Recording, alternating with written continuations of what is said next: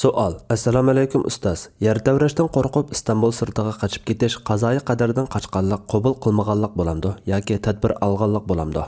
Javob. Va alaykum assalom va rahmatulloh. Shaksizki yer davrash Allohning o'rinlashtirishi va hikmati bilan yuz beradigan hodisa bo'lib, yer davraganda xatarlik bino ichidan sirtdagi sayno va tuzlanliklarga qochish joiz bo'lganidek, xatarlik deb qaralgan mahalla va shahardan sirtqa chiqib ketishmi joizdir. Bu shariat buyurgan sabab qilish doirasiga kiradi. Hargizmi qazoyi qadarga ishonish va Allohga tavakkul qilishga zid kelmaydi. Chunki tavakkul qilish qalbning amali bo'lib, Allohga tayinish, ishonish va foyda ziyon yetkaza oladigan faqat yagona zot Allohdir deb e'tiqod qilishni ko'rsatadi. Buning bilan birga sabab qilish talab qilingan. Alloh taolamo hazir aylanglar degandek oyatlarida sababini qilib ondan tavakkul qilishga buyurgan.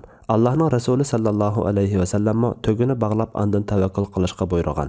Umar radhiyallohu anhu biz Allohning taqdiridan Allohning taqdiriga qochmoqchi. O'ylanib baqqanki, sening tugullaring bo'lsa va sen tugullaring bilan bir tarafi yeshil, yana bir tarafi qaqas bir va'daga tushib, tugullaringni yeshillikda baqsang, u Allohning taqdiri emasmi?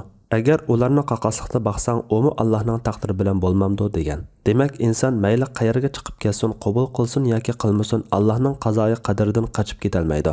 Ajali biror minutmi kechikmaydi. Alloh taolo aytadiki: "Ey Muhammad, sizlar qochadigan o'lim cho'qim sizlarga yo'liqadi. Andan sizlar g'aybni va oshkorni bilguchi zotning dargohiga qaytarilsizlar. U zot sizlarga qilmishinglarni aytib beradi" degan.